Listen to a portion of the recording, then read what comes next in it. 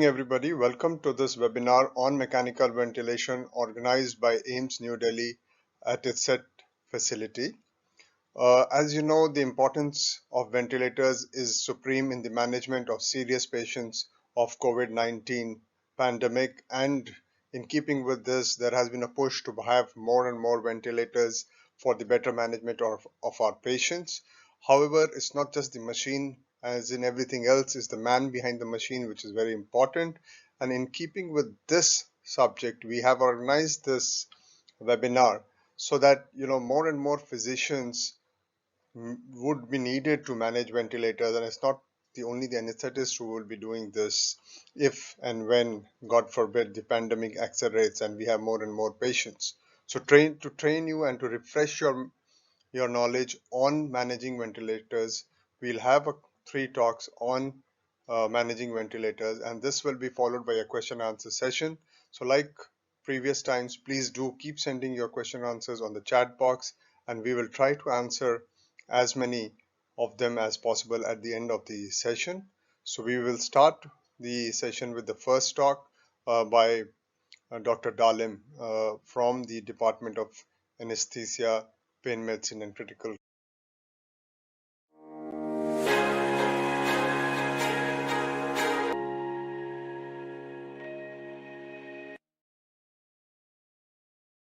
Good afternoon, everyone. In today's webinar on mechanical ventilation, we'll be discussing various aspects of mechanical ventilation strategy in ICU in a series of talks. In the first talk, I'll be discussing in detail about the ventilator. So when you visit a patient in the ICU and look at the ventilator screen, you'll be seeing a variety of waveforms, different types of curves, scalars, loops. Now these arise because of interaction of the patient with the ventilator. To appropriately manage a patient on mechanical ventilation, we need to know how to interpret these waveforms in detail. Now, as you are aware that in our clinical practice, we have been regularly using various other waveforms like say ECG, pulse oximetry, arterial blood pressure, central venous pressures. All these waveforms we have been using as a diagnostic tool for monitoring various clinical conditions of the patients and as a response to the therapy administered. However, the ventilator graphics and waveforms are less commonly used. This may be because of various. One of the reasons is that there are multiple waveforms present in the ventilator screen, various scalars and loops. So the operator may get confused how to interpret all of them simultaneously in a single patient. And secondly, in ventilators of different models that make, they will have a varied appearance. So once you are comfortable and trained in one ventilator specific model, you may not be very comfortable in the beginning in another ventilator. So we need to have a structured and systematic approach as to how we interpret these various waveforms. So let us start with the various parameters we have. Now, grossly, all these waveforms arise out of interaction of four basic types of parameters: flow, pressure, volume, and time. So when you plot this pressure, flow, and volume in the time axis, that is time in the x-axis, then you get this kind of waveforms which are called scalars.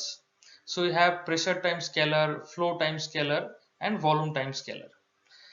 It's important to note that the flow time scalar will have flow waveforms both above and below the x-axis, that is the time axis, whereas the other two will be only the positive deflection above the time axis when you are dealing with a patient on positive pressure ventilation.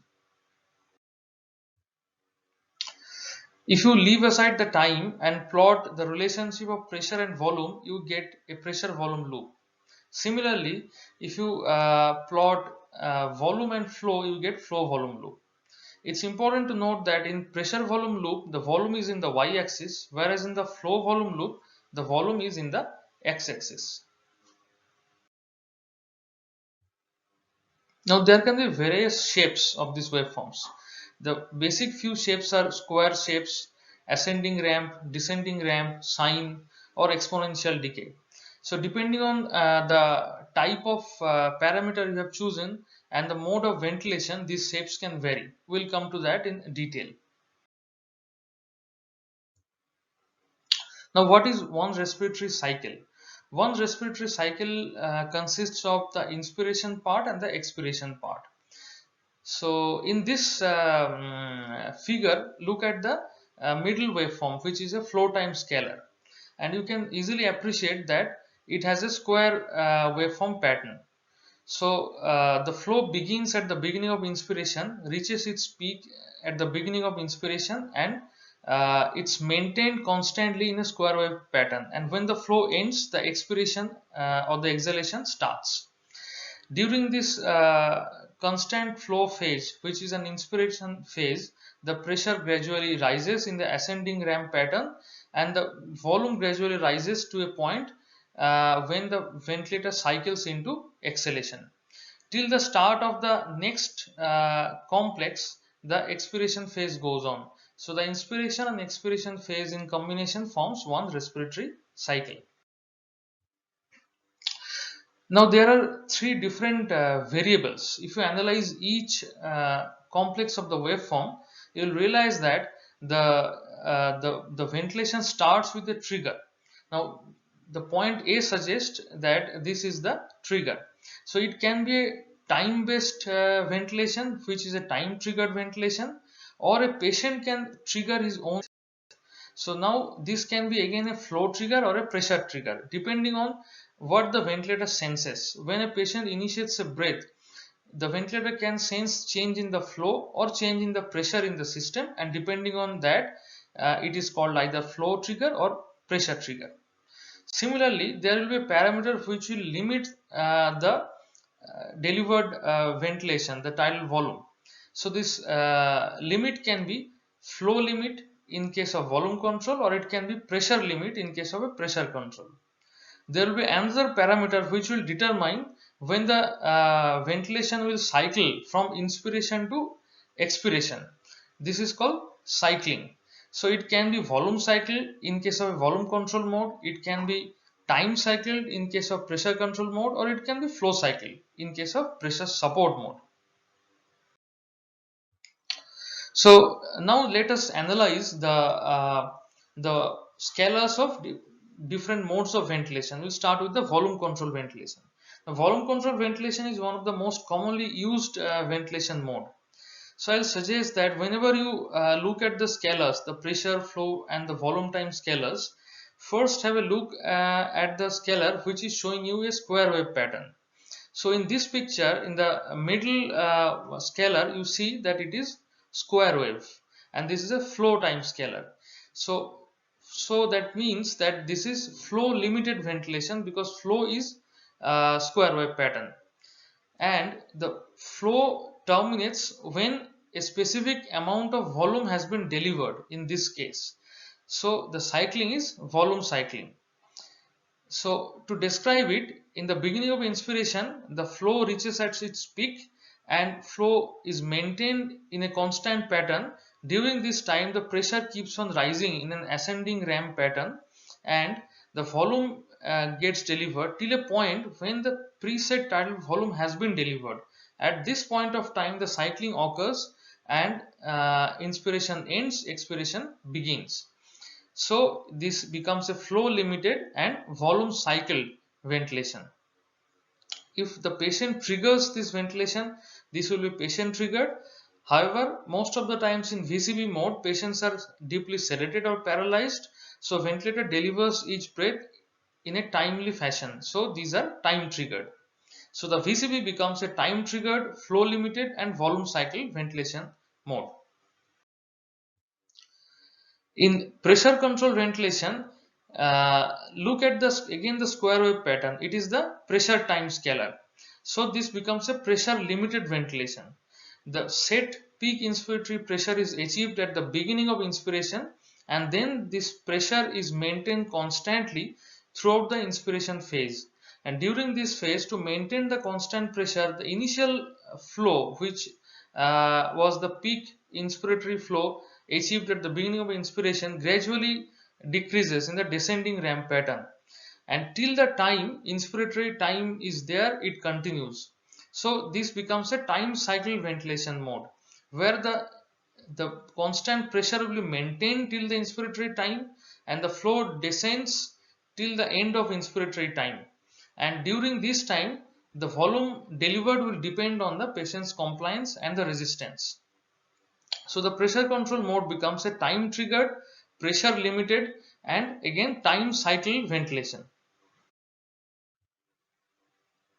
So to identify the difference between the VCV and the PCV in a nutshell, if you look at the flow time scalar and find that flow time scalar is square wave pattern, and the pressure time scalar is ascending ramp, then it is VCV. Whereas when the pressure time scalar becomes square wave pattern and the flow is descending ramp, it becomes a PCV. Another important point is that in volume control mode, since it's volume cycled and specific amount of volume is delivered during each breath, the volume time scalar, each complex will look similar because similar amount of tidal volume is delivered in each subsequent breath. Whereas in PCV, this can vary because the delivered tidal volume can vary from one breath to another. Now we'll discuss individual scalars separately. So let us first have a look at the pressure time scalar. So this is a figure of pressure time scalar in a patient on volume control ventilation. So in a VCV, the pressure will be ascending ramp pattern. Now look at the figure below. Here the pressure time scalar baseline is shifted up. This is because some amount of positive end expiratory pressure has been applied in the system, and the pressure time scalar operates on and above this PEEP level. So from this image you can actually measure the amount of PEEP which has been administered.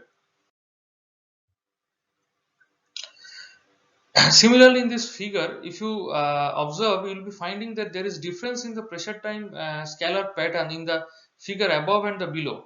In the figure above, the peak inspiratory pressure achieved at the end of inspiration and then the cycling occurs. However, in the figure below, after the peak inspiratory pressure, there will be a certain amount of time when inspiratory pause has been applied and the pressure drops a little bit and maintained at that phase for some period of time, and then the cycling occurs.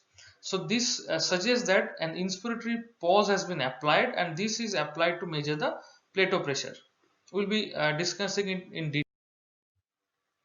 So if you analyze one complex of this pressure time scalar carefully, you can identify the peak inspiratory pressure and identify the plateau pressure, which is measured by applying the inspiratory pause. You can also identify the inspiratory time as well. Now it's important to realize that this peak inspiratory pressure reflects the pressure required to overcome the resistance and the compliance both, whereas the plateau pressure reflects the alveolar distending pressure, which is inverse to the compliance. So in a patient whose compliance is poor, like a patient with ARDS, low compliance, the plateau pressure will be high, whereas in a patient where compliance is good, the plateau pressures will be low. So if you look at these figures, the upper left one is the normal pressure time curve. When the airway resistance increases, the peak airway pressure will increase. However, the plateau pressure will remain constant. So the difference between the peak pressure and the plateau pressure increases. This reflects that increase in the airway resistance, possibly because of, say, bronchospasm, or many. It can be because of many other reasons as well. Whereas when the compliance becomes low, for example in ARDS, the entire complex, the entire curve will increase. However, the difference between the peak and the plateau pressure will remain constant. The rise will in pressure will be because of rise in the plateau pressure. Now, what is patient triggering? Uh, So as you can understand that the ventilation can be triggered by the patient himself, or it can be time triggered when the patient is not participating in the breathing process, when the patient is sedated or paralyzed. So if you look at the beginning of a pressure time scaler, at the beginning of the each breath, if you find a small notch below, this usually suggests that there is some inspiratory effort by the patient, and this is a patient triggered breath. Now in the expiration phase of the pressure time scaler, you can identify what is called auto peep. Similar to the inspiratory pause or inspiratory hold which is applied to identify the plateau pressure, you can apply an expiratory hold maneuver at the beginning of expiration. In patients, commonly with patients with COPD, who can have expiratory resistance and therefore air trapping inside the lung, and progressively which can cause dynamic hyperinflation. In this group of patients, to identify and quantify the amount of hyperinflation, you can measure auto peep. So if you apply an expiratory hold maneuver at the beginning of expiration phase, the waveform will rise above the baseline peep which was already preset, and from the difference of the peep measured at the end of expiration from the peep which was already set as peep, you can identify the amount of auto peep which has been generated in the system. Now we'll discuss about the flow time scaler. Now in the flow time scaler, again for recap, if you see it's a square wave flow time scaler, it's VCV mode. If you recognize it's a descending ramp flow time scaler, it's a PCV mode. Now from the flow time scaler, the basic information which you easily get is the inspiratory time and the expiratory time, and at the same time you can identify and calculate the peak inspiratory flow rate and the peak expiratory flow rate as well.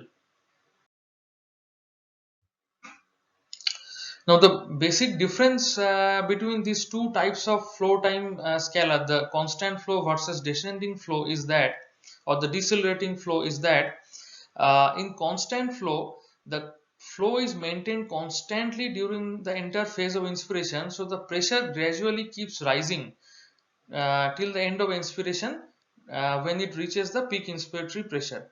Whereas in a decelerating flow pattern, the peak flow and the peak pressure is achieved at the beginning of inspiration, and the pressure is maintained constantly throughout the inspiratory cycle as the flow decreases. So it is more physiological because it matches with the patient's inspiratory pattern, and secondly, same tidal volume may be delivered with the use of a decelerating flow pattern with less rise in the peak inspiratory pressure. However, the major drawback is that due to change in the patient's compliance and resistance, the delivered tidal volume may vary significantly in the decelerating flow pattern.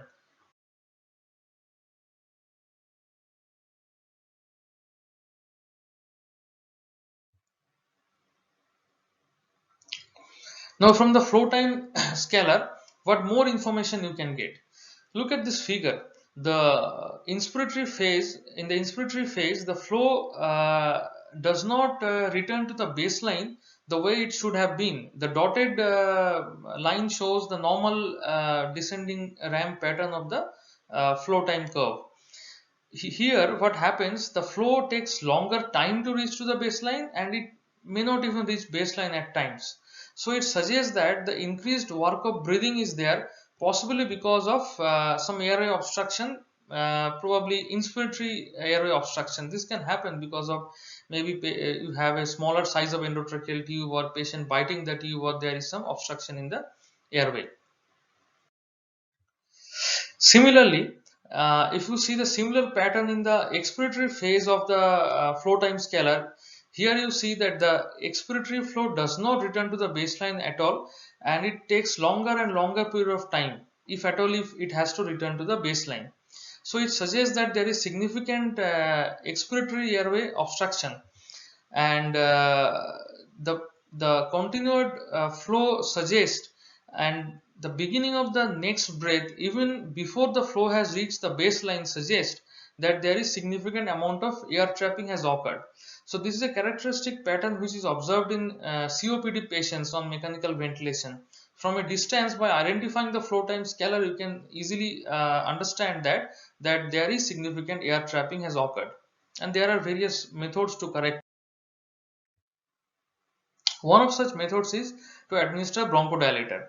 So if you see in the left hand side of the figure, if you see this kind of picture where the peak expiratory flow is less and the expiratory time is prolonged, you administer the bronchodilator, and if the expiratory resistance improves, the bronchodilator works, then you will realize that the peak expiratory flow has increased and the expiratory time has reduced significantly. That is, the expiratory flow will reach the baseline earlier than it was before the administration of bronchodilator.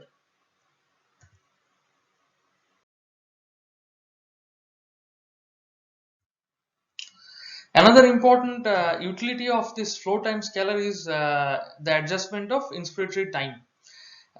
In the central scalar, you see the flow should ideally reach the baseline when the inspiration ends. It may not occur always, depending on the inspiratory time you have set in your ventilator. It can happen at times that the cycling occurs even before the flow reaches the baseline. So it suggests that inspiratory time is too short. Whereas in other case, like in the right hand side image, the cycling does not occur even after the flow has reached the baseline. So here it suggests that the inspiratory time is too long. So this kind of picture will suggest that there is mismatch between the mechanical inspiratory time and the patient's neural inspiratory time. This should be corrected. So by looking at the flow time scalar, you can actually titrate and change the inspiratory time to have better matching. Now come to volume time scalar. Pressure time and flow time scalar will give you a wealth of information. Volume time scalar is used a bit less commonly compared to the other two scalars.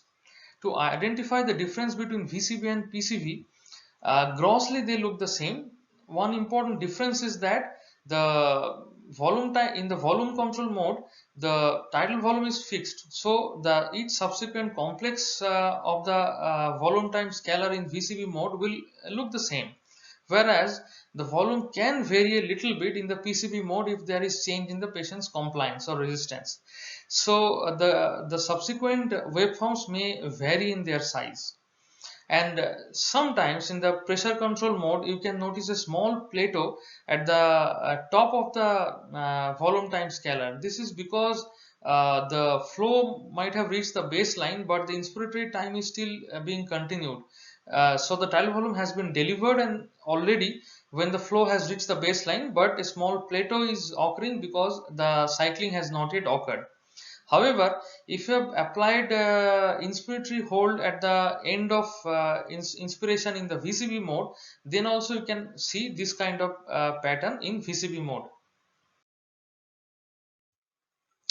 Now let's zoom into one complex of the volume time scalar in VCV mode. So from this you can identify the when inspiration begins, when expiration begins, and when the expiration ends. So the volume time scalar should start from the baseline and reach the baseline, and you can calculate the inspiratory tidal volume and expiratory tidal volume separately.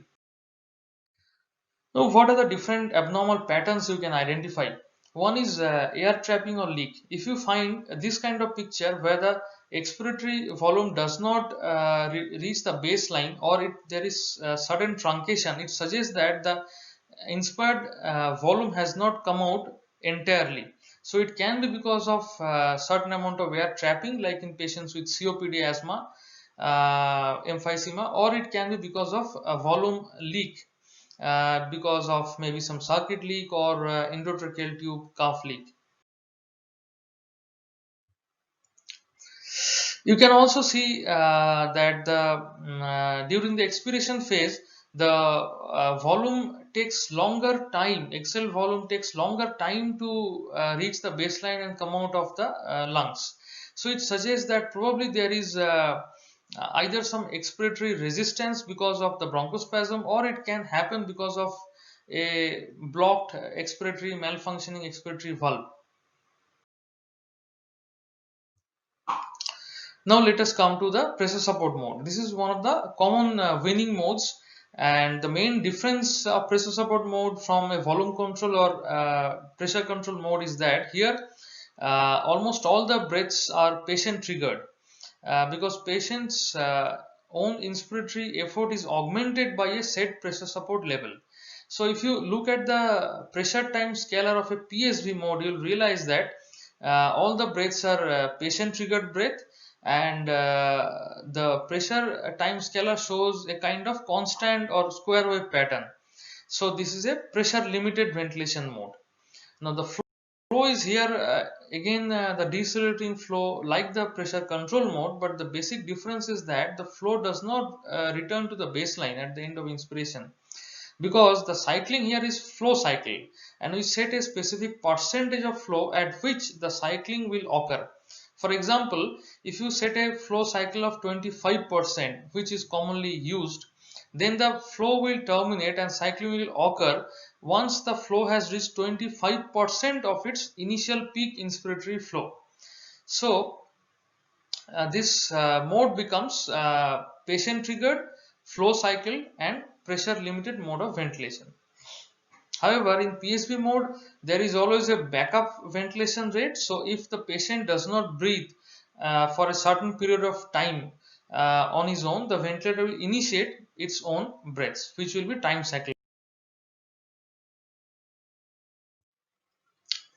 So as I said, the difference of pressure control and pressure support mode is that in PSV almost always it will be patient triggered breaths, whereas in PCV these are usually time triggered, and both are pressure limited, but PCV is time cycle and the flow reaches the baseline, whereas PSV is flow cycle and flow does not reach the baseline. Now, what is the difference between PSV and CPAP?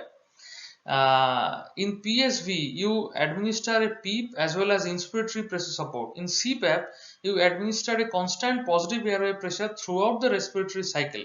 So this is like a spontaneous breathing pattern only. You see sine wave patterns. Only difference is that the sine waves will operate at a higher level than the baseline, and this difference will suggest how much amount of CPAP has been provided in the circuit. Now let us examine closely and interpret the variety of loops. So we have two different types of loops: pressure volume loop and flow volume loop. So the first figure shows you the pressure volume loop. Here the pressure is in the x-axis and volume is in the y-axis. This is a typical picture of pressure volume loop of VCV mode. So here the inspiration begins, and there is rise in the inspiratory pressure till it reaches the peak inspiratory pressure, and the set tidal volume is delivered, and then the expiration starts when the volume comes out and pressure gradually comes and reaches the baseline. So these are the different types of PV loop. In control ventilation, it will be elliptical in nature. If it is an assisted mode or the patient triggered mode, then you will see a small negative deflection in the beginning of the PV loop. Whereas a patient who breathes spontaneously, you will see the inspiratory part is on the negative side of the PV loop. Now let us examine closely how the PV loop will vary with change in the compliance. The central green waveform suggests the normal PV loop. Here the compliance is derived basically from the slope of this PV loop. So compliance basically is change in the volume with change in the pressure, delta V divided by delta P. The unit is ml per centimeter of H2O. So the slope of this PV loop will suggest you how is the compliance. What happens when compliance decreases? Like for example, in a patient with ARDS, then you will need a higher amount of pressure to deliver the tidal volume. So the PV loop will shift to the right. The peak inspiratory pressure will require a higher amount of peak inspiratory pressure to deliver the same amount of tidal volume. Whereas the opposite will happen in a case of say for example emphysema, where compliance is good or high. So you'll require less peak inspiratory pressure to deliver the preset tidal volume. So the PV loop will shift to the left as shown by the yellow waveform here.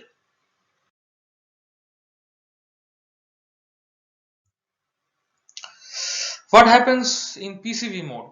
In PCV mode here, the green loop is the normal loop. When the compliance reduces, like in ARDS, uh, with the preset peak inspiratory pressure, the delivered tidal volume will go down. So the PV loop will descend downwards. Whereas in case of a good compliance or high compliance, the PV loop will shift upwards. If you observe closely, there is subtle difference in the PV loop characteristics of VCV mode versus the PCV mode.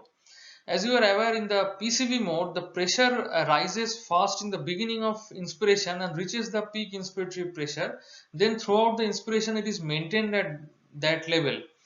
So if you look at the PV loop or the PCV mode on the right hand side picture of your screen, this will look the same.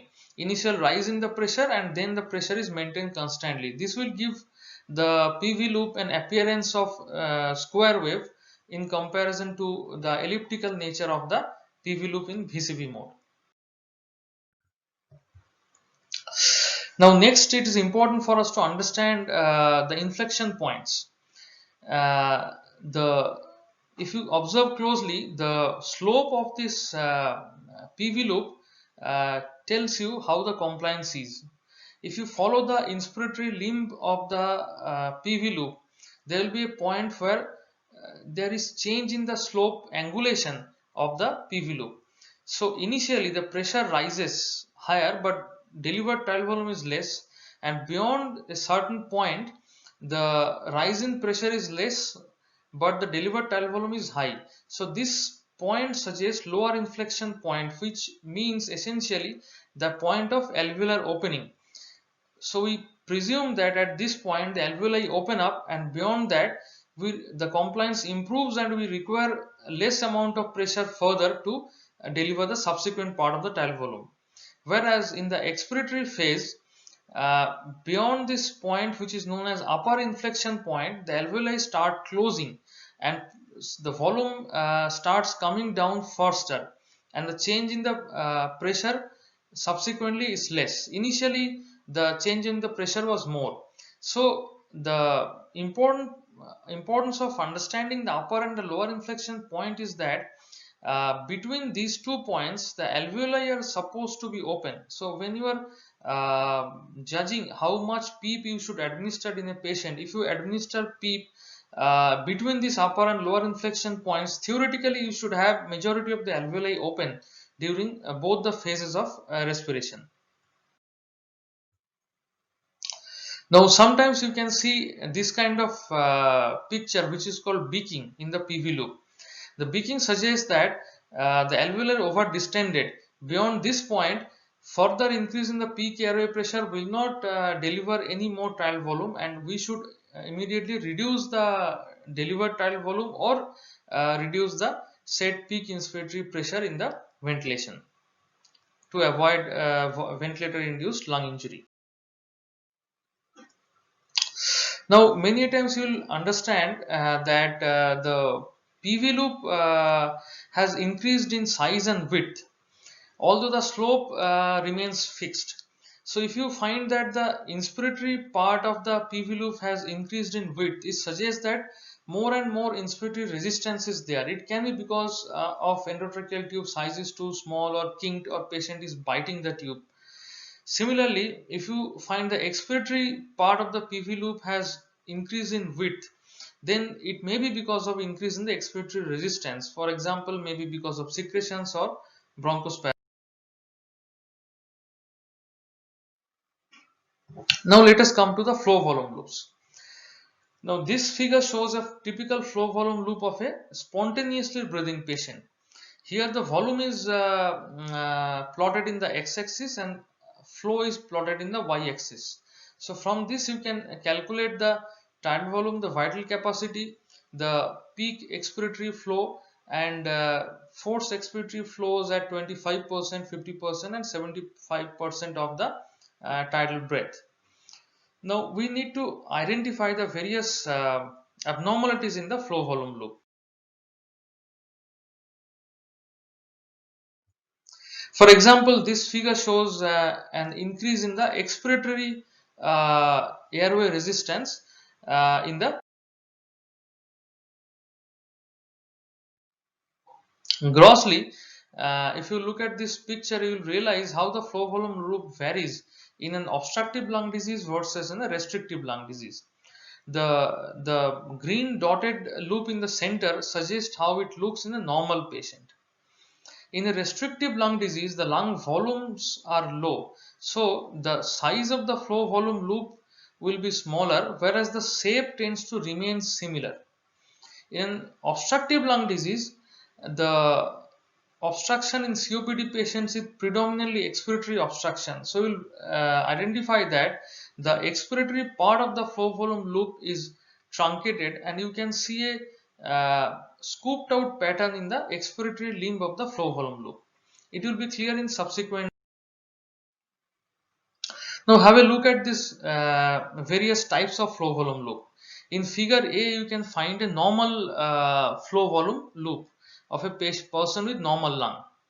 Now in the figure B, the inspiratory part remains normal, whereas the expiratory part, you see the peak expiratory flow is less, and there is a scooping pattern observed in the expiratory part, which suggests that there is increase in the expiratory resistance.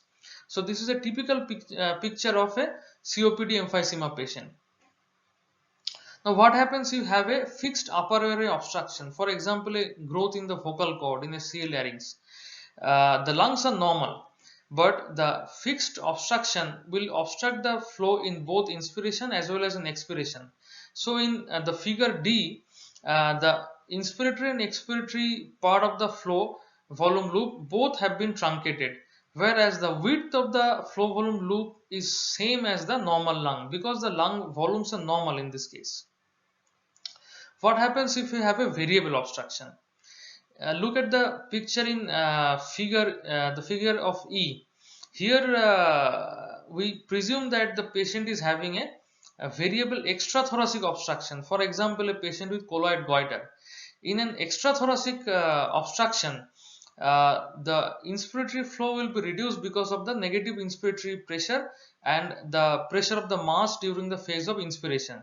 So the inspiratory part of the flow volume loop is truncated, whereas the expiratory part is not affected at all. The opposite will happen in case you have a variable intrathoracic obstruction, for example a mediastinal mass.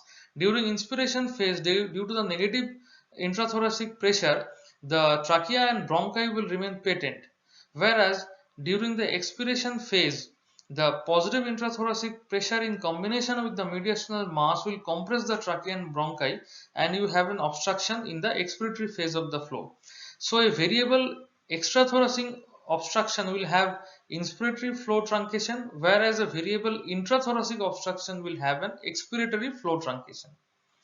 Now what happens in restrictive lung disease? The shape of the flow volume loop remains normal, but the size is reduced significantly, like you see in the figure G in the bottom left side. If you have unilateral lung collapse, or say in a post pneumonectomy patient, you will see the similar pattern because effective lung volume is reduced. In a patient with profound neuromuscular weakness, again it is a pattern of restrictive lung disease. So the flow volume loop characteristics will be similar to restrictive lung disease, but it will be more like a globular small shaped loop. This is because the patients, due to the patient's inadequate muscular effort, the inspiratory and expiratory change in the shape of this waveform cannot be cannot be achieved by the patient because of lack of proper muscular efforts.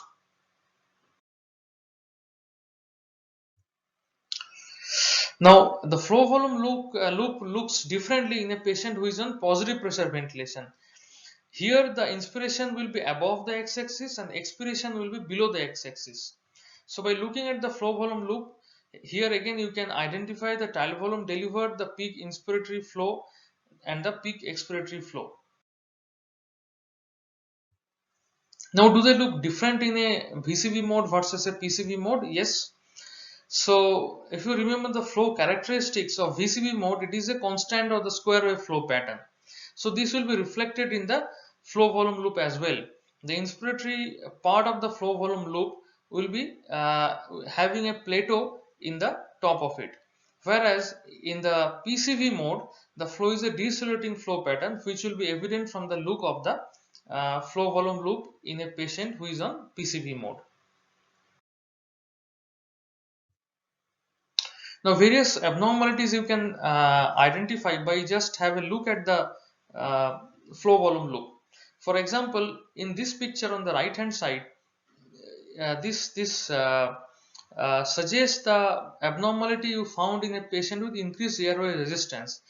Again, here the peak expiratory flow will reduce and there will be scooping out pattern of the expiratory part of the flow volume loop. And you can also appreciate the change in the flow volume loop post bronchodilator therapy. In a patient who is having actively bronchospasm, you can appreciate from the middle figure that the peak expiratory flow has been reduced and the scooping pattern can be noticed in the expiratory part. After administering the bronchodilator therapy, the change can be easily appreciated by the fact that the peak expiratory flow will increase and the scooping pattern has been reduced. You can also identify air trapping or air leak from the look of the flow volume loop as well. For example, in case of a air trapping like in COPD patients with dynamic hyperinflation, the expiratory phase of the flow volume loop will not come to the baseline of the volume axis. So it suggests that some amount of volume is trapped inside the lung. On the other hand, if there is continuous air leak in the form of say bronchopleural fistula or endotracheal tube calf leak, the expiratory phase of the flow volume loop will reach the volume axis and the entire volume which went inside the lung in the inspiration phase will not come out. So from this loop, in fact, you can even calculate the amount of or the volume of air which is leaking outside.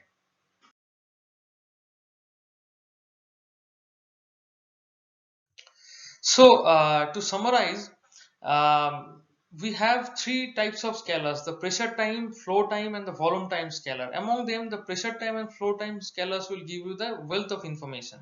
And we have two types of loops: pressure volume loops and flow volume loops. So, we should start observing these scalars and loops in a patient who is on mechanical ventilation and start interpreting the patient ventilator interactions by observing closely all these scalars and loops. And you can use this data to identifying the patient's clinical condition or change in the patient's clinical conditions over a period of time, either the progress or the deterioration. And once you start administering therapy, you can monitor the response to certain therapies also by closely observing the change in these scalars and loops. So hope we'll start using this the ventilator graphics more and more as we start using the patients on mechanical ventilation. Thank you.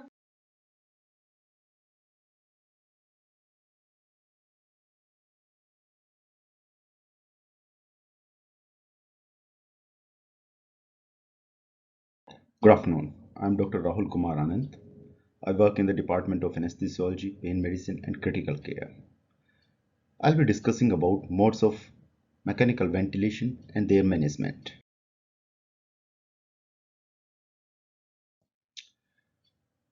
The outline will be basic mechanics of ventilator modes, how to do the setting, how to do the fine tuning, what are the advantages and disadvantages of particular modes, and what are the evidences.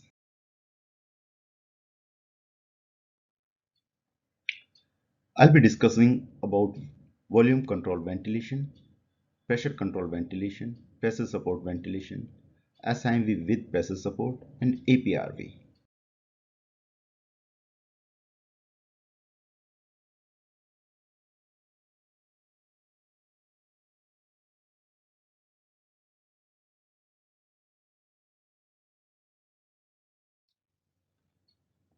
If we talk about the settings of volume control ventilation, we choose flow pattern, and this may be constant or it may be decelerating or maybe accelerating. In few ventilators it is by default constant, and in few you can choose it.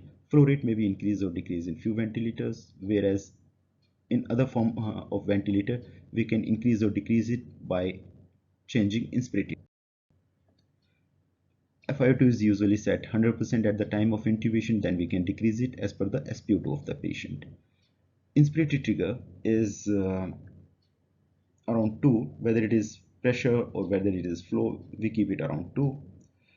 If you talk about the tidal volume, it depends upon the predictive body weight of the patient and compliance of the patient, or compliance of the lung more appropriately. If the usually the compliance is around 40 to 50 in a intubated adult. If the compliance is good, maybe 50, then we can give tidal volume around 8, maybe 9. If the compliance is poor, we start from 6 ml per kg. Then we choose respiratory rate to achieve a desired minute ventilation. I to E ratio is kept on the basis of respiratory time constant, and respiratory time constant is the product of resistance and compliance. We have to keep the expiratory time minimum 3 times of the respiratory time constant. In few ventilators we can choose T-pause. The T-pause, what happens that we keep a setting around 10 to 20% of the inspiratory time. So once the inspiratory time is over, then the machines will stop flow, and it will decrease the flow around 20 to 30% of the inspiratory time. Pressure will fall from peak inspiratory pressure to plateau pressure, and there will be increase in the mean airway pressures, and that leads to better oxygenation.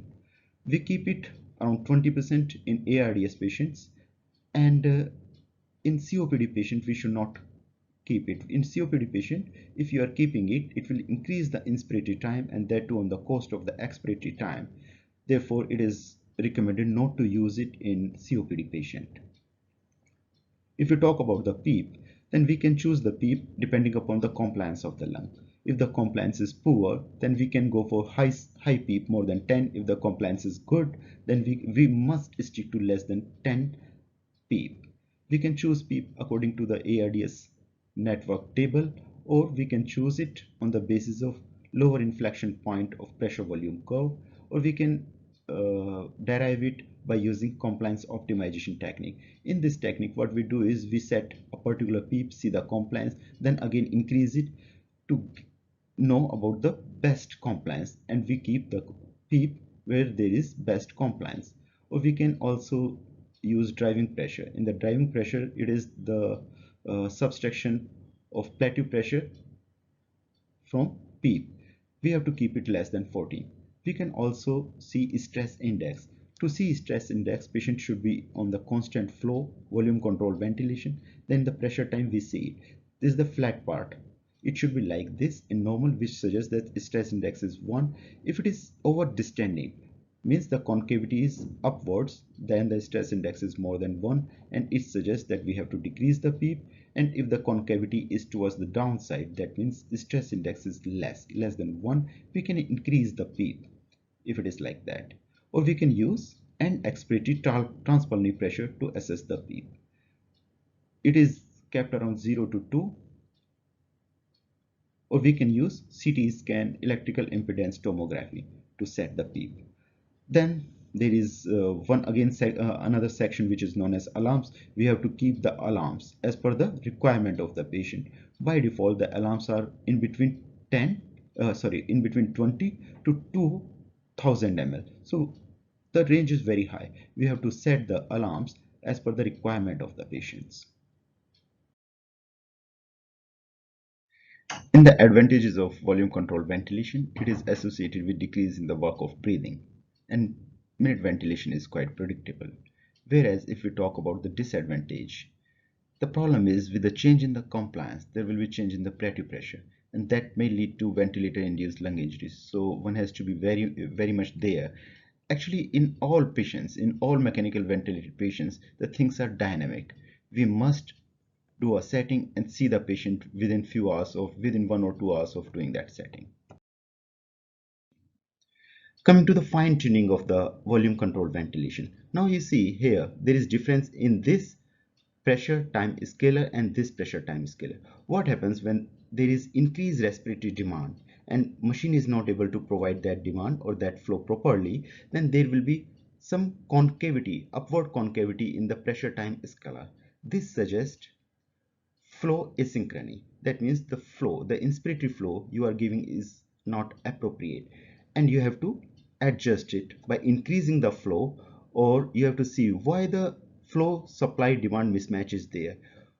Is it because patient is coughing on the tube, patient is in pain, hyper, why it is there?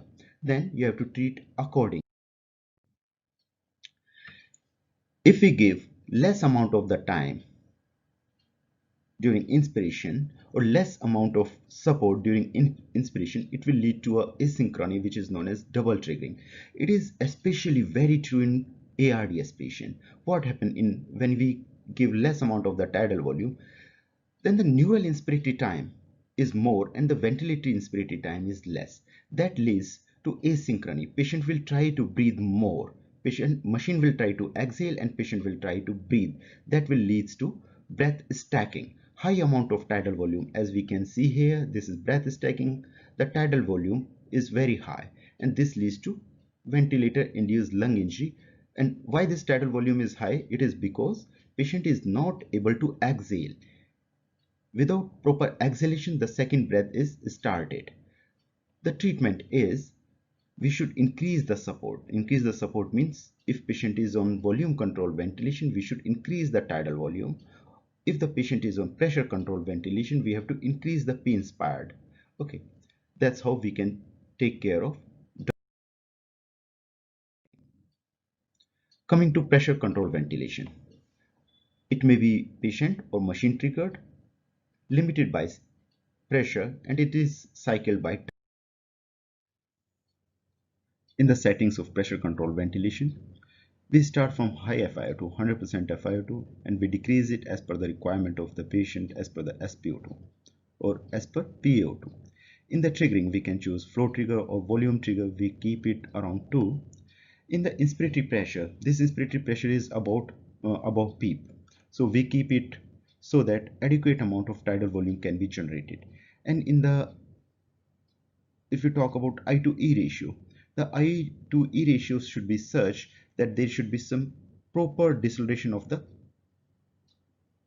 inspiratory flow rate, and then expiration should start. We should not abolish the inspiration or abolish the flow in between to start the expiration. That will decrease the tidal volume. We can keep the PEEP as per the requirement of the patient. We discussed it. Coming to rise time. Rise time is the time taken from baseline to reach the peak inspiratory pressures. This is known as the rise time. Tidal volume also depends upon the rise time. Again, then we have to keep the alarms as per the patient, body weight of the patient, as per the. There are many factors which influence tidal volume in a patient who is on pressure controlled ventilation. They are resistance and compliance and inspiratory pressure. Say if the resistance and compliance are not favorable, then for a fixed amount of inspiratory pressure, tidal volume will be low. If the resistance and compliance are favorable, the tidal volume will be relatively okay. Tidal volume also depends upon inspiratory to expiratory time. Ideally, we should allow the peak inspiratory flow rate to reach the baseline and then expiration should start. If we abolish the peak inspiratory flow rate or the flow rate midway and start the expiration, less time will be available for inspiration. Therefore, the tidal volume will be smaller. There are few advantages of pressure control ventilation, like decrease in the work of breathing, less peak airway pressures, whereas there are certain disadvantages like minute ventilation is not certain and tidal volume may increase or decrease as per the resistance of the compliance. Coming to the fine tuning of pressure control ventilation, again double triggering may be there. So if there is any double triggering, then what we have to do, we have to increase the inspiratory pressure, we have to give more support or more time during inspiration. If you talk about the superiority of PCV versus VCV or PCV on VCV or VCV on PCV, as per Cochrane review, there is no superiority of VCV on PCV. As such, it is not about the modes, it is about the person who is using these mechanical ventilator. Coming to pressure support ventilation, it is one of the most used mode of weaning. As such, it seems to be very simple, but believe me, it is very difficult because the setting needs frequent attention. It is patient trigger, limited by pressure, and cycled by flow. The difference between pressure support ventilation and pressure control ventilation is cycling. In the pressure control ventilation, it is time cycle. In pressure support, cycled. If you talk about the settings, we have to keep some inspiratory trigger. As we all know, we can keep it around 2. Then is the rise time. For the rise time, now we all know that this angle should be around 80 to 90 degree. And then is the pressure support. We keep pressure support to deliver a particular tidal volume, and there are also certain concerns about the pressure support. Our target is to give optimal pressure support levels. If we are giving less or insufficient assistance, then it will lead to tachypnea, discomfort, and hypercapnia. That will lead to respiratory muscle workload. If we increase or if we give excessive assistance, it will lead to increase hyperinflation, increase in the inspiratory PEEP, ineffective breathing, discomfort, and also diaphragmatic dysfunction. PEEP, we all know. As such, we use pressure support ventilation for weaning when the minute ventilation is less than 10 liters, and at that time the requirement of PEEP is not really very high. It is usually less than 10. We can set the PEEP as per the requirement of the patient at that time. Here, there is one thing which is very important, is expiratory trigger. In pressure control ventilation, cycle cycling is by time. Here it is by flow. What happens? This is the during inspiration, this is the peak inspiratory flow rate, and over the period of time it will decay down, and the percentage of peak inspiratory flow rate at which the expiration will start is set by the clinician, and it is known as expiratory trigger. By default it is around 25%. We can choose it depending upon the condition of the patient. I'll be discussing about it. Then backup settings or apnea criteria.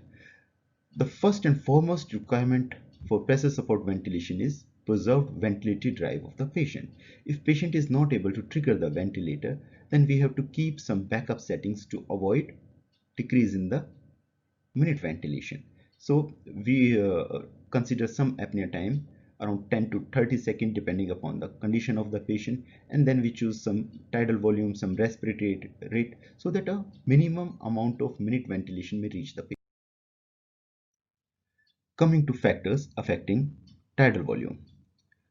Patient's effort, they affect tidal volume. If the efforts are more, patient is generating more negative pressure, more tidal volume will be created.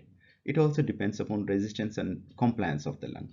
Say we are giving pressure support of 10 and the compliance is good, more tidal volume will be delivered. If the compliance is less tidal volume will be delivered.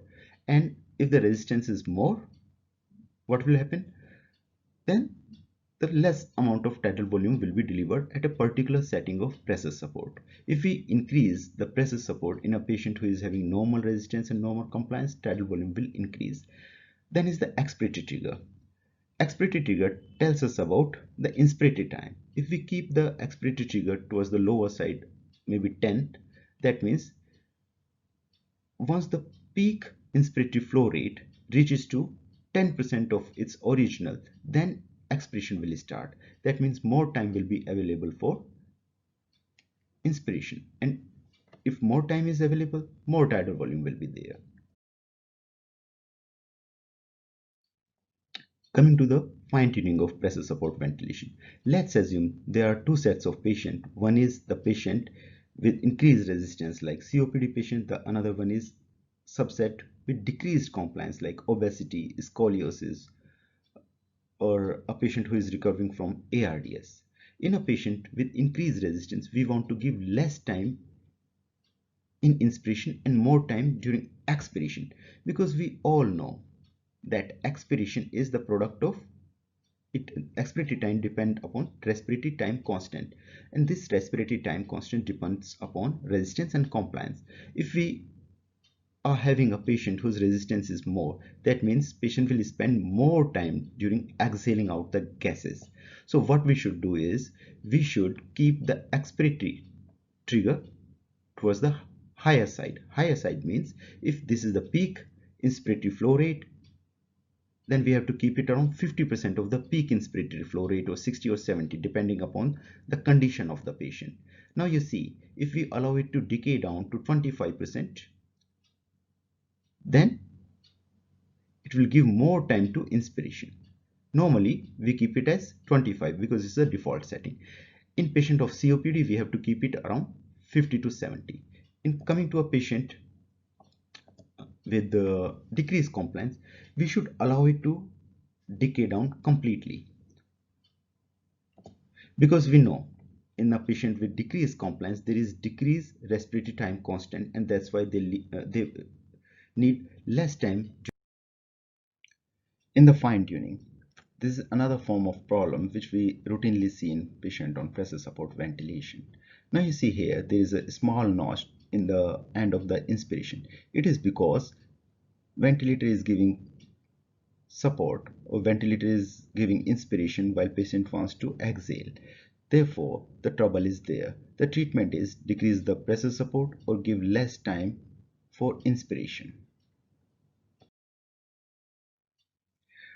Coming to another form of asynchrony which is quite prevalent in maybe any kind of ventilation, but more in pressure support ventilation, it is ineffective triggering. Means patient is trying to breathe, but patient is not able to trigger the ventilator. So the effective triggering is not there. What happens with this is the efforts will be wasted and it leads to increase in the work of breathing. There are many causes of it, like low respiratory drive, low PaCO2. If you are giving too much of the assistance, that is leading to low PaCO2 and relaxation of the diaphragm. If you are over sedating a patient, all these things may lead to ineffective triggering. Now you can see here in this patient, though total respiratory rate is 22, we can see these are the efforts which are not taken care of. Ventilator is not able to, patient is not able to trigger the ventilator here. So the overall overall respiratory rate is high, but machine is not counting these small efforts. That's why it is 22. So what has been done is the pressure support is decreased. Now you see here the pressure support is somewhere around 16, 17. Here the pressure support is around 12, and you see here there is relatively less ineffective triggering. Okay, but the total respiratory rate is high because every respiration is now taken care of and there is less ineffective triggering. Here you can see again there is no ineffective triggering. So if you are giving too much of the assistance, this is an example here. If you are giving too much of the assistance, it can lead to ineffective triggering.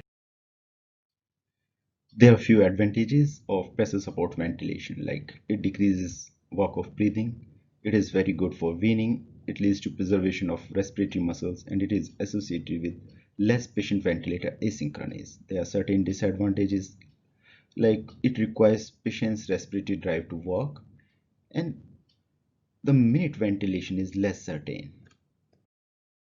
Respiratory drive. Coming to SIMV. SIMV as such may be volume control ventilation SIMV or pressure control SIMV. It needs to have some intermittent mandatory ventilation. What happens is we set some respiratory rate, and that much amount of respiration is given by the ventilator. But there is a trick here. those respiration will be synchronized. Means that there will be some synchronization window. As such, this synchronization window is different in different ventilators. It is around 0.5 in this graphic. That means if we set the respiratory rate around 10, then for each cycle patient is getting 6 seconds, or you can say that after every 6 seconds patient is getting one inspiration. So within 0.5 seconds of that 6 second, that means from 5.5 second to 6 second, if a patient is trying to breathe, then the machine will synchronize with that respiration. This is known as SIMV, or synchronized intermittent mandatory ventilation. But the problem with this is, or the beauty of this mode is, that patient can breathe in between the breaths on his own or on her own. Patient has to breathe against the demand valve. That leads to increase in the increase in the work of breathing. So to overcome this thing, what people have done, they added pressure support to augment the respiration so that there is less chances of increase work of breathing. In the setting, we keep the setting same as that of VCV or PCV or pressure support ventilation. Basically, it's the combination of PCV with pressure support or VCV with pressure support. Those settings are coming to SIMV with pressure support. Advantages and disadvantages. Advantages are it maintains respiratory muscle strength, avoid muscle atrophy, reduce ventilation to perfusion mismatch, and decrease mean airway pressure. But it is also associated with certain disadvantages like patient ventilator asynchronous. What happens to a patient when patient is on SIMV with pressure support is, say we set a pressure support of 10 and a respiratory rate of 10 with I ratio of 1:2. So patient will spend some 2 seconds for inspiration and some X amount of time during inspiration when the patient is on pressure support. So the neural inspiratory time will keep on changing from A to B, from A to B, like that, and that leads to a confusion. So patient is breathing for some neural inspiratory time when patient is on pressure support, for some other time when patient is on IMV, and that leads to ventilator asynchronous. Coming to APRV, this mode is having a high flow CPAP basically with a release valve. So there will be very high CPAP, then pressure will release, come to baseline, again pressure will jump to high pressures. This is the pressure volume graph, and it suggests that to a particular zone, if we keep the tidal volume or pressure towards the lower side, that will lead to atelectasis. This is zone of atelectotrauma. If we stretch too much, or if we give too much of the volume, too much of the pressures, it will lead to another form of injury. So in APRV, we try to work in this zone where there are chances of less atelectotrauma or chances of less volume. APRV as such, the triggering may be because of patient or because of machine. It is pressure limited and times. In the settings, we keep FiO2 as per the requirement of the patient and P high depending upon the requirement of the patient. Again, if the patient, we are switching a patient from VCV to APRV, then the plateau pressure will be P high, and if we are switching a patient from PCV to P high APRV, then the P high will be the peak pressure of pressure controlled ventilation. P low will be 0. T high usually is kept around 4 to 5 seconds or maybe 6 seconds. Usually it is 5 to 6 seconds. T low depends upon the time constant. So what we do is we multiply resistances to compliance and we keep T low equal to 1 respiratory time constant. The beauty of APRV is that patient can breathe during the high pressures or the low pressure area. So patient can breathe in this and this zone, and that leads to increase in the work of breathing in some patients. So in few ventilators there is facility of pressure augmentation, or patient can trigger the ventilator, machine can support. This is pressure augmentation on APRV.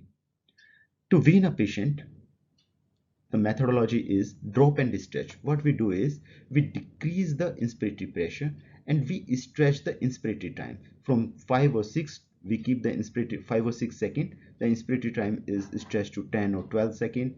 And for pressure control or the inspiratory pressure, they are decreased from maybe 25 or 28 to 20 less than 15. And once the P high is 15 or 16 and the T high is around 10 seconds, we can switch the patient from APRV to.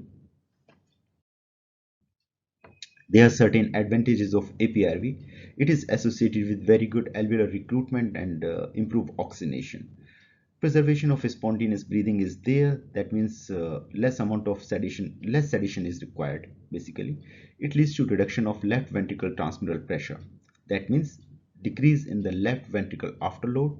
It is potentially lung protective because it's work in the zone in between atelectotrauma and volutrauma, and it gives better ventilation independent areas. There are certain disadvantages, like it is associated with increased risk of volutrauma from increased uh, transpulmonary pressures. There is increase in the work of breathing because of spontaneous breathing, and that's why in some APRV mode there is pressure augmentation or pressure support. There may be worsening of air leaks. Increased right ventricular afterload is there because patient is breathing at very high pressures, and that leads to increase in the pulmonary artery pressures. There is reduction in the right ventricular venous return because of that. Also, there are chances of dynamic hyperinflation. If you talk about the evidences, then few studies suggest that it is associated with favorable outcome in the term of oxygenation. One study suggests that it is associated with less amount of days spent on ventilator in cases of ARDS. Concrete evidences in favor of APRV are not there that it should be the preferred mode of ventilation. It is not like that. Thank you. Good afternoon, everybody. So, after discussing modes of ventilation, now we'll discuss the weaning from mechanical ventilation. So, myself is Dr. Vikas Rai, and we will discuss this weaning from ventilation under the following headings. First, we'll discuss how to assess whether the patient is ready for weaning or not. We'll then try to understand the various methods of weaning, how to approach a patient who is difficult to wean, how to take a decision when to extubate, and post-extubation care. Also, in the end, we'll discuss weaning from non-invasive ventilation and high-flow nasal cannula. These are the normal stages of mechanical ventilation that has been described by Tobin, and weaning is a part of one on this stage.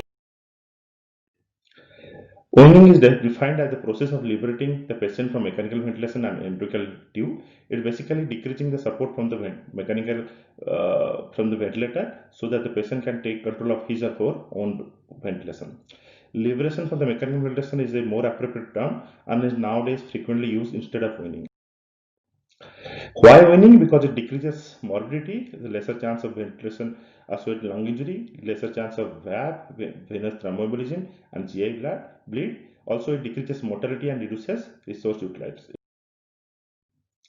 It has been found that all the patients who are on mechanical ventilation, around 41% of their time are spent on weaning, and it costs for about 30% of the ICU researchers. Liberation from mechanical ventilation involves discontinuation from mechanical ventilation and extubation. Again, discontinuation from mechanical ventilation involves two steps. First step is readiness testing, second test is weaning. Readiness testing for weaning involves some clinical criteria which are more frequently used. However, certain physicians in uncertain circumstances needed some physiological test which is known as weaning predictors. Also, there are integrated indices to find out whether the patient is ready for weaning or not. These are the clinical criteria which is most commonly used for readiness testing, and most important among these is the cause for respiratory failure for which the patient was intubated is improved or resolved or not.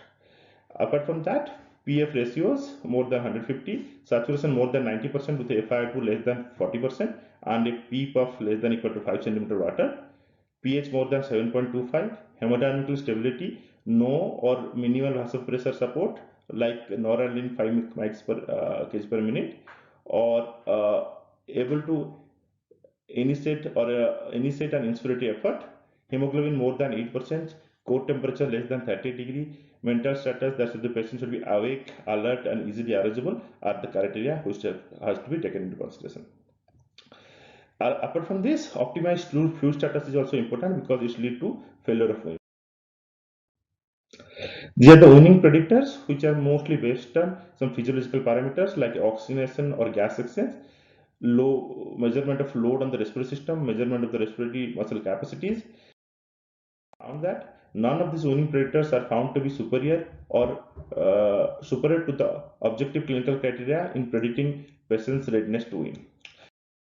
Among these, P.1 is the most effective one with higher sensitivity specificity with area under the curve around 0.9.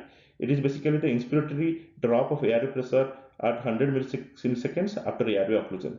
Previously, it used to be calculated with a separated apparatus, but now the modern ventilator has inbuilt mode to find out the P.1. It indicates central respiratory activity, and normal values is less than 2 centimeter of water. And P.1 less than 4 centimeter water predicts successful weaning. It has been found that the ratio of P.1 and MIP, that is the maximum inspiratory pressure, is a better indicator for find out readiness of weaning. Integrated index, rapid shallow breathing index, inspiratory effort quotient, crop index, core index, weaning index, and integrative weaning index are there to find out the readiness of weaning or readiness testing for weaning. However, these are complex calculations, and in certain scenarios, it requires some extra apparatus apart from the ventilator to find out these parameters. Among these, the rapid shallow breathing index, that is known as RSVI, which is most frequently used. It is easy to calculate, as much more reliable. It is the ratio of respiratory rate to that of the tidal volume, which is in liters. It is measured originally with the patient spontaneously breathing on a T-piece with a spirometer, or you can put the person on a low level of CPAP or breath support ventilation. The cutoff value are around 100 to 105 breaths per minute per liter. Anything more than 105, the chances of failure for readiness of weaning. It has a sensitivity of around 97%, specificity of 68%, and area under the curve around 0.98. It may be different in different scenarios, and the cutoff values for different scenarios are yet to be validated. When to do the readiness testing, it has been suggested that the patients who are mechanically ventilated for more than 24 hours, readiness testing should be done every day, preferably with the daily screening of clinical parameters. Weaning predictors are only used whenever there is a doubt persists despite the ready to wean according to the clinical criteria. Whenever the weaning predictors are used, the RSBI is the preferred one because it is easy and much more reliable. Liberation from mechanical ventilation consists of readiness testing for weaning. Whenever the testing is done, either the patient is ready to wean, in that case the weaning trials are started. If the patient failed readiness testing, then patient is reassessed after 24 hours.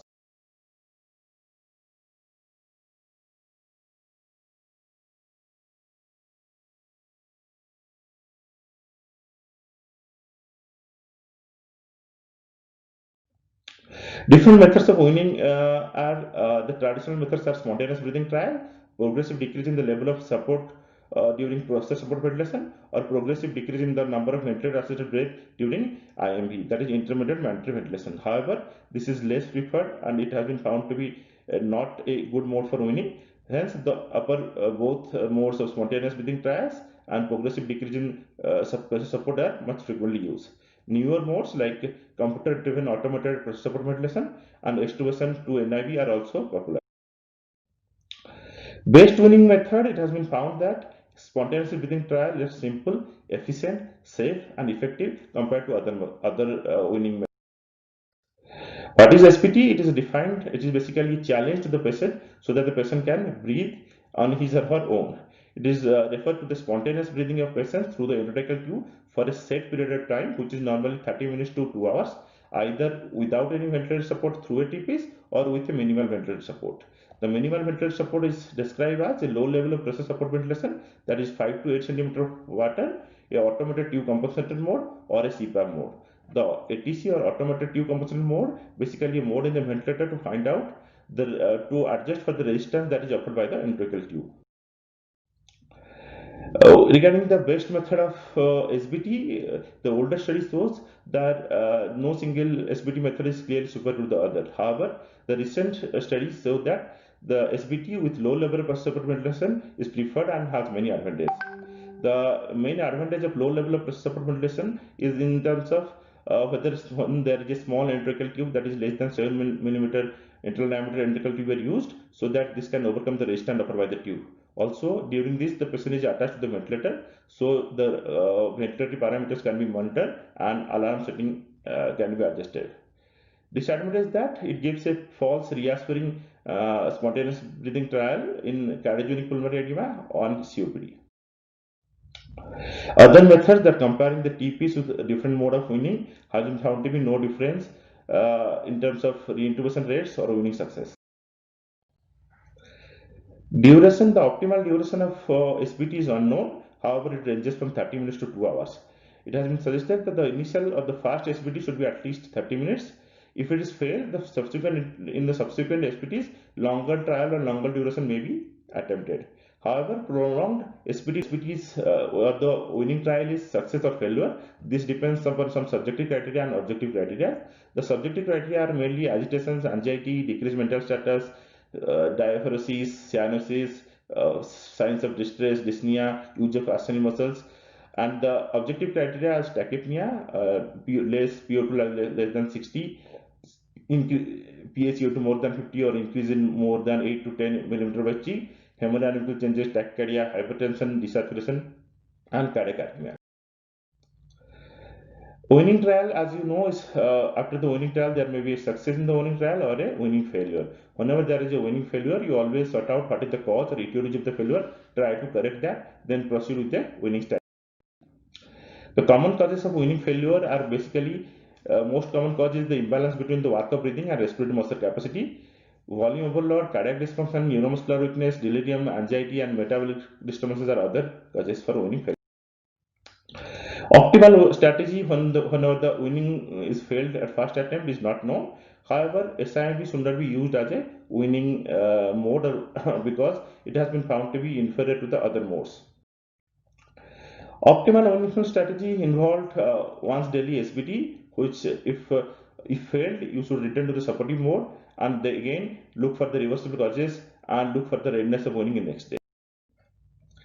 Winning protocols like manual protocols and automated winning protocols are there, but they are not popular and not beneficial in all settings.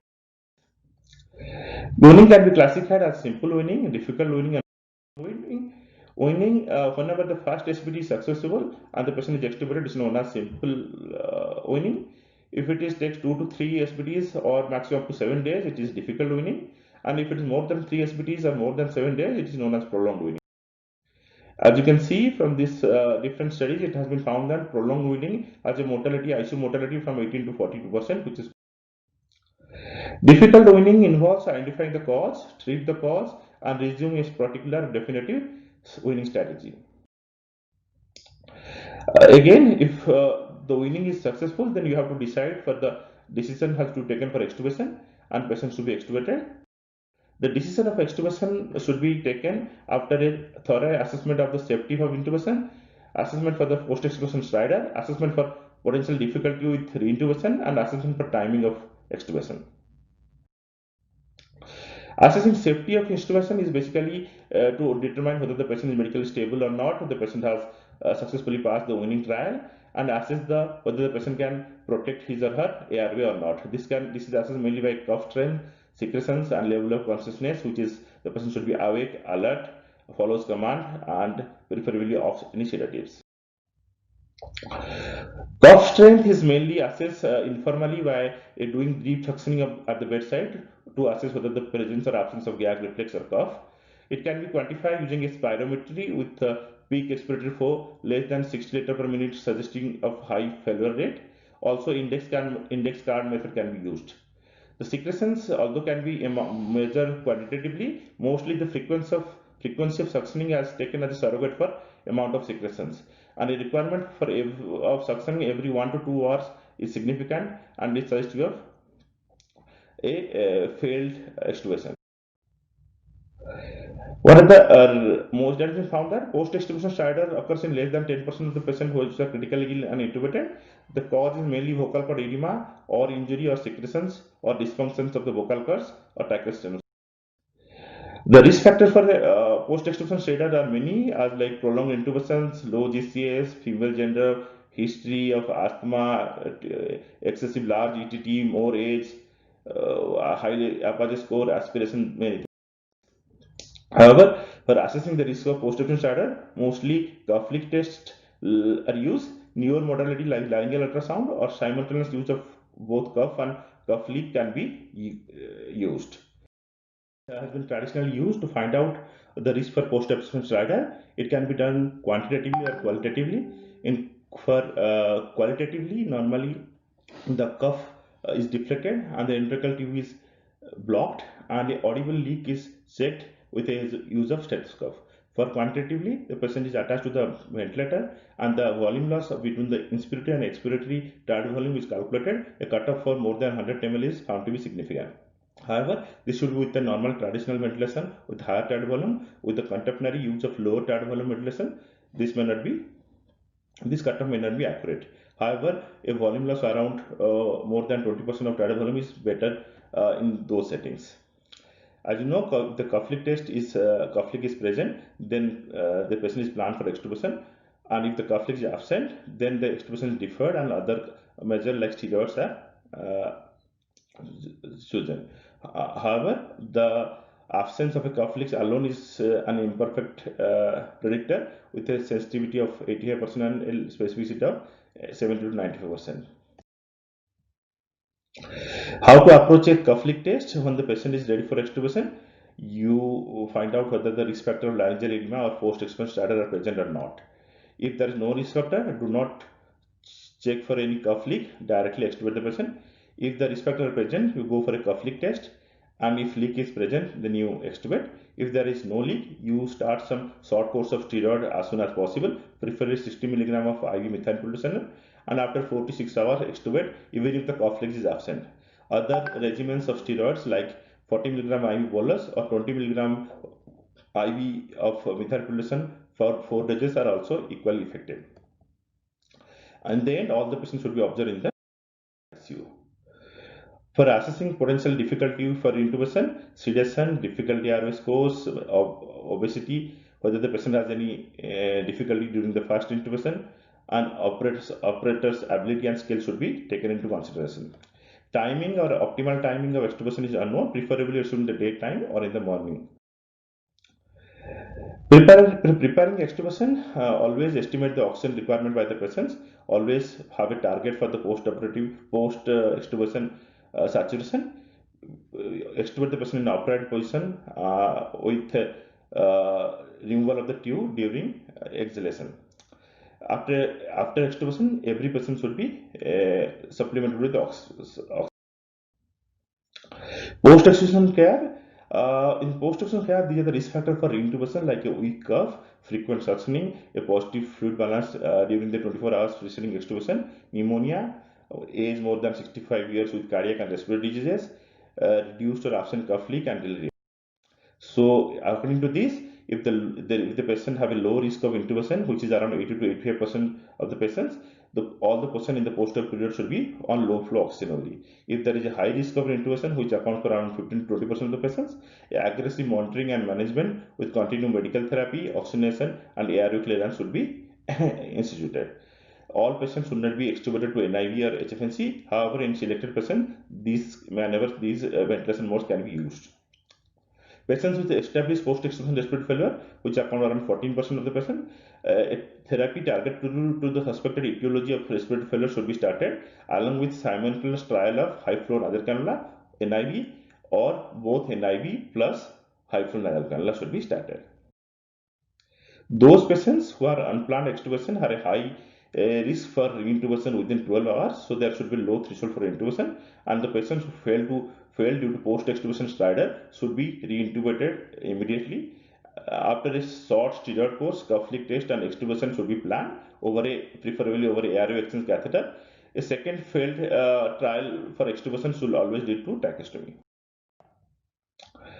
Refeeding after extubation have little evidence. However, if the patient's intubation for only short duration, like less than 1 week, the feeding can be started few hours after the extubation. If there is a fairly long period of intubation, it can be waited for. The feeding can be started after 12 to 24 hours.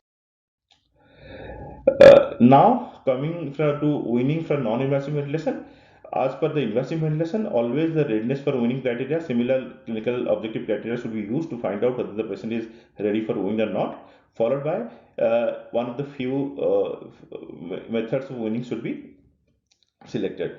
Normally there are three types of weaning with non-invasive ventilation. First is stepwise reduction of non-invasive ventilation, which is most commonly used. Here, each day the duration on which the patient is NIV is decreased. The British Thoracic Society suggests a 4-day course, with the first day as much as possible the patient can be on NIV, on the second day for 16 hours, third day for 12 hours, and the fourth day it is discontinued from the ventilation. Other approaches are like stepwise reduction of pressure support, where gradually pressure support is decreased followed by discontinuation, and lastly it may be immediately or sudden withdrawal from the NIV, which has a high failure rate. Most commonly, stepwise reduction of NIV is has found to be better than other methods. Weaning from high flow nasal cannula, again readiness to weaning should be tested, followed by the weaning strategy is like first decrease the FiO2. Once the FiO2 is less than 4.4%, decrease the flow rate by 5 liters per minute till the flow rate is less than 15 liters per minute. Then you stop high flows and initiate standard oxygen therapy. So the take-home message is that always assess the daily need for readiness of weaning when the patient is intubated. SBT is a preferred mode of ventilation, and low level of pressure support ventilation is a preferred mode of SBT. Always avoid SIMV as a weaning mode. Decision to extubation is crucial and should be assessed properly before extubation. Always plan and prepare for post-extubation care, and follow a stepwise approach when weaning from a non-invasive ventilation or high flow nasal cannula. Thank you. Now we'll take some questions.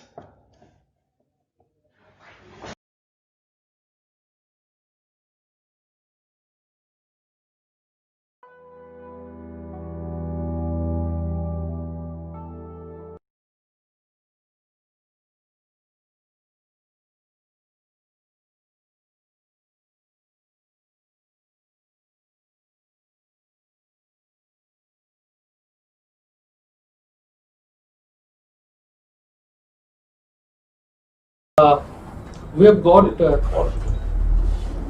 few questions in our live chat options during the webinar. We'll discuss as many of them as possible. So there was an important question in the ventilator graphics section, that what sorts of precautions should we take to avoid barotrauma or volutrauma when we apply inspiratory hold or expiratory hold maneuver. So I'd like to come to Dr. Rahul for the answer. Okay, thank you, Dr. Dalip. For inspiratory pause, actually different ventilators have different settings. In few ventilators, the duration is from 0.5 to 5 seconds. You have to choose it. Better you hold it for a shorter period of time, maybe 0.5 seconds or less than 2 seconds. The other thing is, you are stopping the ventilation and patient wants to breathe. That's why patient is coughing, and that's why there is sudden shooting in the alarms, or the peak airway pressures that goes high. So if you are doing inspiratory pause, patient should be sedated, not too high, but there should be some level of the sedation. The patient should be comfortable on the tube, should not be coughing on the tube. For expiratory pause, it should be around 2 seconds. The other thing is, everybody in the world, that person or that any creature that wants to breathe, same is with any person who is on endotracheal intubation. If you don't allow the person to breathe, he'll try to breathe against that. It happens with expiratory pause. So for expiratory pause, the level of the sedation should be very high. That's why it is not recommended to give it give frequent expiratory pause in COPD patients. Right. So there was a question on air trapping also. Someone asked to elaborate on what is air trapping basically. So air trapping is seen mainly in COPD patients when they are admitted with acute exacerbations. What happens if you look at patients of COPD or emphysema, their chest X-ray also, it will look hyperinflated. Their diaphragms are flattened, their lung fields are wide and quite high. So what happens is that because of expiratory resistance, some amount of air gets trapped inside the lungs and it doesn't fully come out. So because of this accumulated airs, the pressures go high, and what we call is that intrinsic PEEP goes high. So by application of expiratory hold maneuver, you can identify, as I had shown in the pressure time scalars, that you can identify the how much amount of intrinsic PEEP the patient is generating. And from a distance, by just looking at the flow time scalar, looking at the expiratory part of the flow time scalar, you can identify if there is air trapping is occurring or not. Next, there was a question on the ideal mode, which ventilation mode should we ideally be using during proning. So many of these patients may require proning, and which mode, like VCV or PCV, which should we choose, Dr. Vikas? Actually, for proning, the concept is that the patient should not breathe. So most of the time, the patient should be deeply sedated or paralyzed. And though in those conditions, any assist control mode, maybe volume control mode or a pressure control mode can be used. If the patient is paralyzed or deeply sedated, the main aim is that the patient should not breathe on his or her, on herself, not her. So only assist control mode is better with the proning. Okay. And there was a concern about SIMB mode also. There is a question whether SIMB should be used, whether it's a good mode or not. So what is your message on that? Regarding SIMB is one of the oldest mode, but it has a very limited role, or at least it is harmful when used in setup of weaning, because it has been found to increase the work of breathing, it has been found to increase dysynchrony, and it has been found to increase the duration of ventilation whenever SIMB used as a weaning mode. For the main reason is that the SIMB, we have some supported breaths and some unsupported breaths. The supported breaths are supposed to give some rest to the respiratory muscles. However, the neuromuscular bundle and neuromuscular units do not cope certainly to changing the load. That is why whether the supported or unsupported, the load of the neuromuscular bundle and hence the muscle are the same. So it leads to fatigue and increased longer duration of ventilation. So it should not be used as a weaning mode. Regarding whether it should be abolished or it should be stay, it is the longest mode, and most of the data or most of the knowledge that we have on ventilation we have from this mode. However, currently the utility of this intermittent ventilation is very low. Maybe in future it may be abolished, but it at least give you a security that some ventilation will go. So in areas where there is a low patient to physician or nurses or sisters ratio, or the monitoring level is low, it can be used for a temporary measure. But the current evidence does not support its use at any of the whether during a maintenance ventilation or a weaning ventilation. Right. So next, I would like to come to Dr. Rahul. There's an important question that what adjustments we should make while ventilating a pregnant patient. Okay, for a pregnant patient, the physiology is different. Pregnant ladies, they have respiratory alkalosis, and they cannot tolerate hypercapnia because of fetal acidemia. Hypercapnia is not a good thing. The other thing is they require high amount of or higher side of PaO2 because it's the question of 2 lives. The other thing is their belly, in the belly, fetus is there. So you can, there is some pressure on the lungs. That's why you should or patient can tolerate plateau pressure up to 30, maybe 33, 34, depending upon the condition of the patient or stage of the pregnancy. We should not allow PaCO2 to jump more than 40 or 42. Physiologically, they have PaCO2 of around 34. So if you are if you allow permissive hypercapnia, it is very detrimental for the fetus. PO2 should be more than 70 or 80 mmHg. The standard that 60 to 65 that will not work in pregnant ladies. Right. The other question was on the chat, how to do the expiratory pause. Actually, there is a small button knob in the ventilator, and what you have to do, just press it over the period of 1 to 2 seconds, and it will give you the value. Okay. So next, there are a few questions specifically for COVID patients. So one was that how ventilation strategy might differ in COVID population who are on mechanical ventilation. Now, based on the limited literature which have recently come up, it has been found that there are probably two distinct types of phenotypes in COVID patients who are on mechanical ventilation. They have been termed as type L and type H. So the type L is basically refers to the patients who have lower elastance. They will have good compliance, so the lung recruitability is less, but their lung weight is also less. So basically you identify this group of patients by seeing that their compliance is not a big issue. Compliance is relatively good. So the main defect is VQ mismatch because of predominantly regional perfusion defects. Whereas in type H they will have high elastance, so compliance will be poor, and their recruitability may vary as well. And if you do a CT scan, you will find that these H types do have high lung weight as well. So they will behave more like a typical ARDS kind of patients. So in the beginning phase, it's important to identify whether your patient is having good recruitability or not.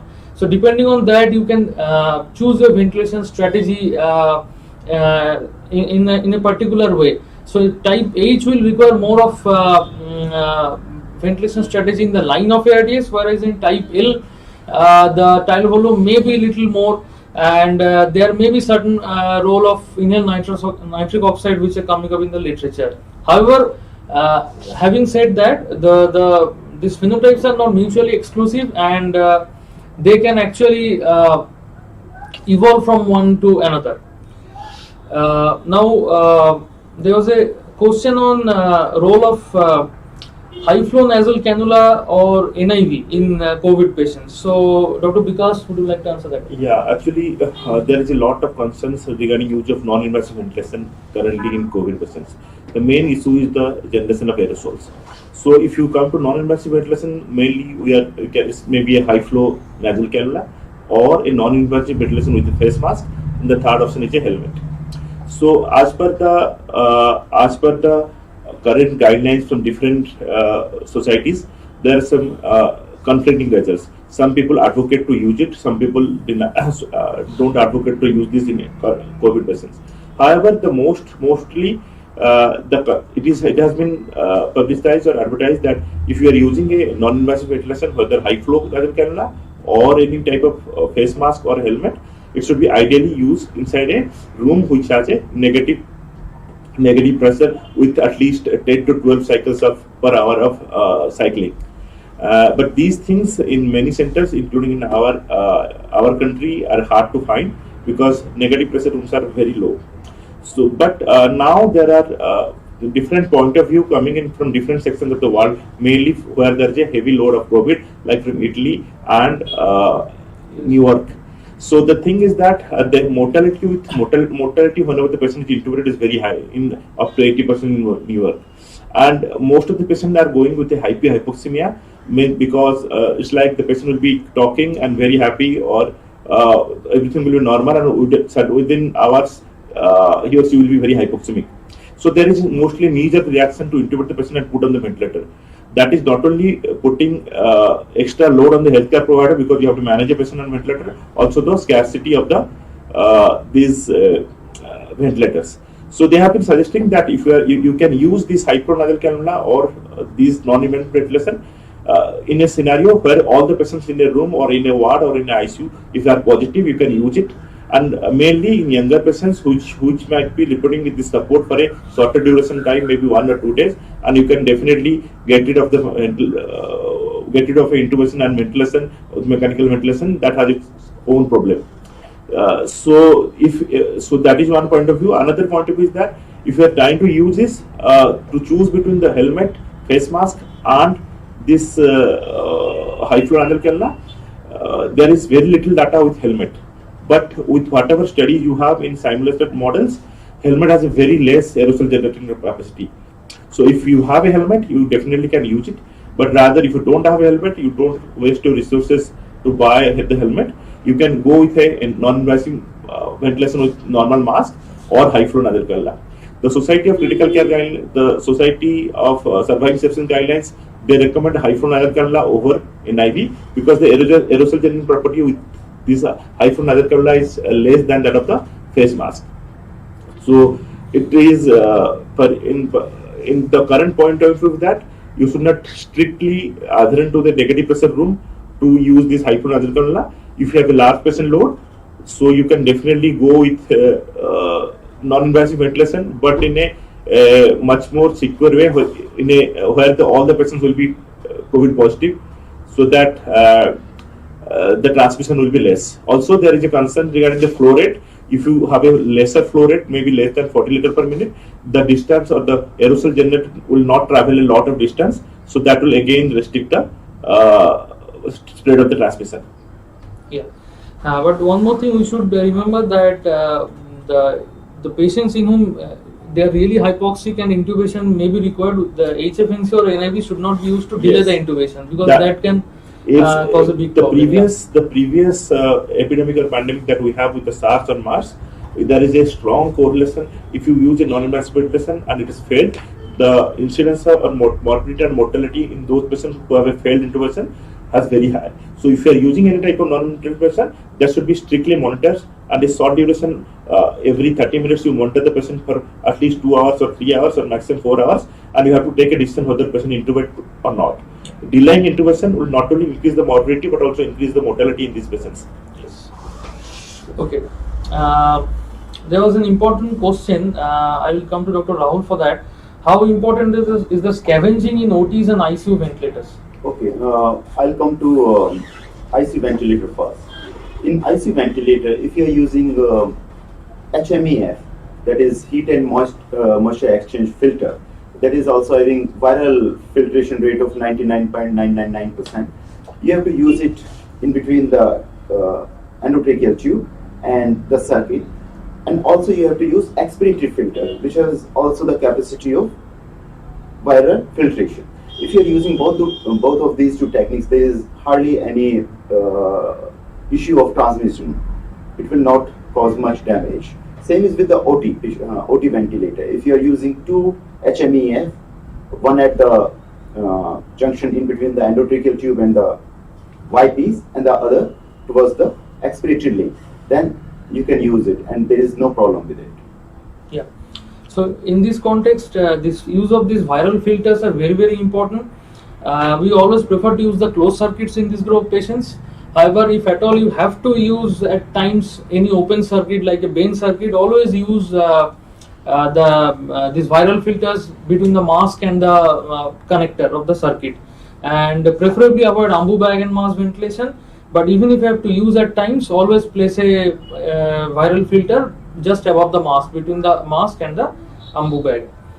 And one more question was there regarding weaning. So any special concern regarding weaning and extubation of COVID patients? Yes. When it comes to weaning, so if you are going for SBT, that is spontaneous breathing trial, it is preferable to go with a low pressure support or a SCT mode rather than TPS mode, because the chances of generating aerosol with this procedure will be less rather than going for a TPS. Anyway, as discussed, the spontaneous breathing mode with a low level of pressure ventilation is better than TPS as a mode of SBT. Another concern is that after weaning, if you plan for extubation, you have to take, extubation is again a aerosol generating procedure. So you have to take utmost care during the extubation process also. The patient should be calm and you do it smoothly, and it depends upon whether the patient is still COVID positive or not, and if you have a viral load report or not. If you don't have anything, you consider the patient as a COVID positive and you take all the precautions of any aerosol generating procedure during the extubation. If you have a report that the patient is negative, then or the viral load is less, then you can consider the patient as a normal patient and go ahead with extubation. However, most of the time you should not delay extubation because to become the result of that COVID test to be negative, because that will itself increase the morbidity and mortality. You should ideally go to the extubation with all precautions. Okay, so I think we have tried to answer as many questions as possible, and I hope that this webinar was really useful for the practitioners who will be working and dealing with the patients, these COVID patients in the ICU. Thanks for watching. Have a good day. Thank you.